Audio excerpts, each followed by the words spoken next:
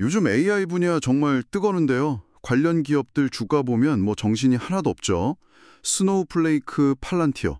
이름은 진짜 많이 들어보셨을 텐데, 막상 이게 어떤 회사인지 뭘 봐야 하는지 좀 헷갈리실 수 있어요. 그래서 오늘은 이 두 기업, 스노우플레이크하고 팔란티어를 한번 제대로 파헤쳐 보겠습니다. 정보가 너무 많으니까 길 잃기 쉽잖아요. 저희가 딱 핵심만, 쏙쏙 뽑아서 명확하게 정리해 드릴게요. 뭐랄까, 옆에서 친구가 막 신기술 얘기해 주듯이 쉽고 또 재미있게 다가갈 테니까요. 편하게 한번 들어보세요. 자, 그럼 이제 본격적으로 시작해 볼까요?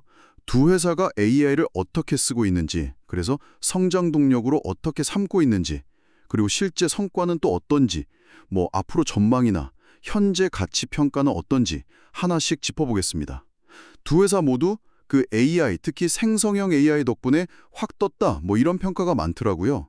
구체적으로 어떤 식으로 AI를 사업에 이렇게 잘 녹여내고 있는지 그거부터 알아봐야겠죠? 팔란티어는 좀 어떤가요? AI 전략 핵심이랄까? 그게 뭘까요? 네, 팔란티어 같은 경우는요, 2023년 4월이었죠. 그때 인공지능 플랫폼 AIP라고 그걸 내놨는데 이게 정말 결정적이었어요. 이게 그냥 뭐 기술 보여주기 이런 게 아니고요. 고객사들이 실제로 이걸 써서 운영 효율성 확 높이고 뭐 갑자기 설비가 멈춘다거나 이런 가동 중단 시간을 줄이고요. 또 반복적인 업무들 있잖아요. 그런 걸 자동으로 처리하게끔 진짜 직접적으로 도움이 되고 있다는 거죠. 여기서 주목할 점은 이 AIP가 나오고 나서 팔란티어 성장 속도가 이전하고는 뭐 비교가 안 될 정도로 빨라졌다는 겁니다. 아, AAP가 완전 게임 체인저였군요. 그럼 스노우플레이크는요? 거긴 원래 데이터 클라우드 쪽 강자였잖아요. AI는 어떻게 쓰고 있나요? 팔란티어랑은 좀 다른 방식일 것 같은데요. 맞아요. 스노우플레이크는 접근 방식이 좀 다르죠. 기존에 자기들이 잘하던 그 데이터 클라우드 플랫폼 있잖아요. 그 위에다가 AI 역량을 이렇게 더하는 통합하는 방식을 쓰고 있어요. 대표적인 게 스노우플레이크 코텍스라는 건데요. 이건 뭐랄까 AI 기능들을 한데 모아놓은 툴박스? 뭐 그렇게 보시면 될 것 같아요. 고객들은 이걸로 이제 자기들 데이터, 스노우플레이크에 쌓아둔 그 방대한 데이터에다가 직접 LLM, 그러니까 대규모 언어 모델을 적용할 수 있게 되는 거죠. 네, LLM은 뭐 아시다시피 사람말 알아듣고 생성하는 AI 모델이고요. 그래서 이걸로 기업들이 자체 AI 챗봇이나 뭐 가상 비서 같은 거 만들기도 하고 복잡한 문서를 그냥 검색 가능한 정보로 바꾸고 심지어는 그냥 평소 쓰는 말로 질문 던져서 데이터 속에서 뭔가 의미 있는 걸 찾아내고 이런 식으로 업무 효율을 확 높이는 거죠. 팔란티어가 딱 특정 플랫폼을 전면에 내세웠다면 스노우플레이크는 기존 플랫폼을 AI로 더 잘 쓰게 만드는 그런 전략인 셈입니다. 어우, 흥미롭네요. 팔란티어는 AIP라는 딱 강력한 솔루션으로 밀고 나가고 스노우플레이크는 기존 플랫폼에 AI를 잘 붙여서 가고 있고 각자 색깔이 확실하군요. 근데 이런 전략들이 진짜 중요한 건 실적, 그러니까 숫자로 어떻게 나타나느냐 이거겠죠? 팔란티아 성장세가 엄청나다고 하셨는데 구체적으로 어느 정도예요? 좀 알려주시죠. 네, 팔란티어 성장세는 뭐 정말 대단합니다. 2025년 상반기 매출이 18억 9천만 달러였거든요. 이게 작년 같은 기간이랑 비교하면 무려 44%가 늘어난 거예요. 와, 44%요? 정말요? 네네. 이게 얼마나 빠른 거냐면 AIP 나오기 전, 그러니까 2023년 상반기에면 증가율이 15%였어요. 그걸 생각하면 뭐 성장 엔진이 완전히 달라졌다 이렇게 볼 수 있는 거죠. 야, 100만 달러를 넘었어요. 125%요? 와. 네, 그러니까 단순히 그냥 매출만 느는 게 아니고 이익도 훨씬 더 잘 내고 있다. 뭐 이런 증거죠. AIP가 고객한테 진짜 가치를 주면서 동시에 팔런티어 돈도 잘 벌게 해주고 있다. 이렇게 볼 수 있겠네요. 더 놀라운 거는요. 앞으로 얼마나 더 클지 볼 수 있는 그 신규 수주 실적인데요. 지난 2분기에만 새로 따는 계약 규모가 23억 달러예요. 2분기에만요? 네. 전년 동기 대비 140% 증가한 거고 이 금액 하나가 이미 상반기 전체 매출보다 많아요. 와, 이건 진짜 폭발적이네요. 그렇죠. 이게 신규 고객이 확 늘어난 것도 있지만 2분기 고객 수가 43% 늘었거든요. 기존 고객들이 팔란티어에 돈을 더 많이 쓰고 있다는 점도 중요해요. 제일 중요한 상위 20개 고객사들 있잖아요. 거기서 나오는 매출이 지난 1년 동안 30%나 늘었다는 걸 보면 알 수 있죠. 와. 44% 매출 성장, 125% 순이익 증가, 신규 수주액은 뭐 말할 것도 없고 정말 강력한 모멘텀이네요. 팔란티어의 AIP가 시장에서 진짜 제대로 먹히고 있다는 확실한 증거 같아요. 그럼 스노우플레이크는요? 팔란티아만큼 막 드라마틱한 변화는 아닐지 몰라도 그 AI 통합 전략, 이것도 성과로 이어지고 있다는 신호가 있나요? 네, 스노우플레이크도 AI가 성장의 중요한 동력이라는 건 분명해 보여요. 신호들이 나오고 있죠. 최근 발표 보면 매주 6,100개가 넘는 고객 계정이 스노우플레이크 플랫폼 안에서 AI 관련 기능을 쓰고 있대요. 매주 6,100개요? 네, 전체 고객 수가 한 12,000개 조금 넘거든요. 그걸 생각하면 아직 기존 고객들 사이에서도 AI 솔루션 쓸 여지가 상당히 많이 남아있다. 뭐 이렇게 볼 수 있는 거죠. 그렇군요. 아직 확장 가능성이 크다는 거네요. 네, 그렇죠. 특히 또 눈여겨볼 만한 게 신규 고객 확보 쪽인데요. 2분기에 스노우플레이크를 새로 쓰기 시작한 고객들 있잖아요. 그중 거의 절반, 50% 가까이가 AI 기능 때문에 선택했다고 답했어요. 아, AI 때문에 새로 들어온 고객이 절반이나 된다고요? 네. 그러니까 단순히 기존 고객 만족시키는 걸 넘어서 AI가 진짜 새로운 비즈니스를 막 만들어내고 있다. 강력한 무기가 되고 있다. 뭐 이런 거죠. 오, 이런 흐름은 재무지표에서도 좀 보이는데요. 미래 매출을 가늠하는 그 자녀계약 이행 의무, RPO라고 하죠. 이게 작년보다 33% 늘어서 69억 달러가 됐는데 이게 같은 기간 제품 매출 증가율 32%보다 아주 약간 높아요. 아주 약간이요? 그게 의미가 있나요? 네, 이 작은 차이가 중요해요.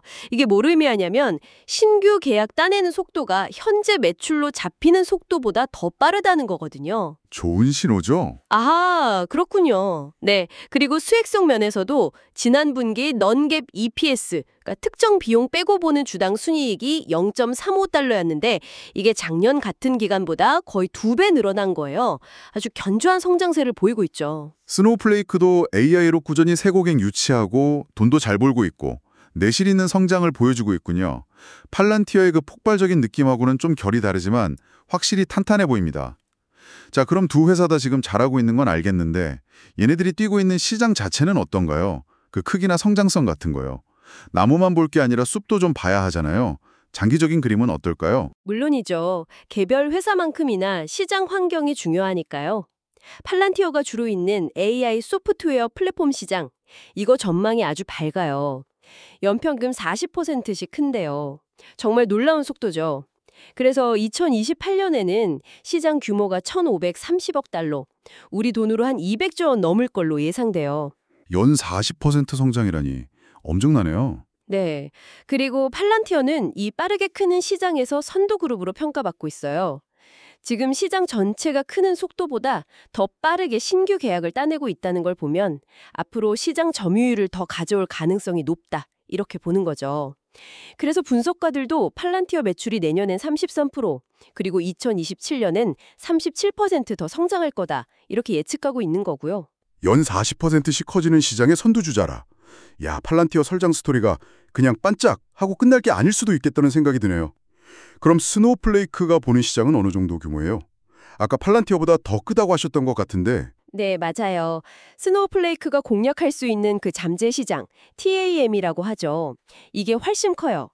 데이터 관리, 분석, 거기다 AI 작업까지 다 포함하면 2029년까지 무려 3,550억 달러, 약 480조 원 규모에 이를 수 있다. 이런 추정이 나와요. 3,550억 달러요? 와, 팔란티어 시장의 2배가 넘네요. 그렇죠. 거의 그렇죠. 그러니까 이렇게 시장 자체가 워낙 크니까 분석가들이 스노우플레이크에 대해서는 장기적으로 더 높은 성장률을 기대하는 경향이 있는 거예요. 다음 회계연도엔 39%, 2028 회계연도엔 44% 매출 성장을 예상하고 있죠. 와, 성장률 예측치도 더 높네요. 네. 물론 이건 지금 예측일 뿐이고요. 두 회사 다 뭐 기존 고객한테 다른 서비스 더 팔거나 교차 판매라고 하죠. 아니면 뭐 새로운 기능 내놓으면서 예상보다 더 잘할 수도 있어요. 그럴 잠재력은 충분히 있죠.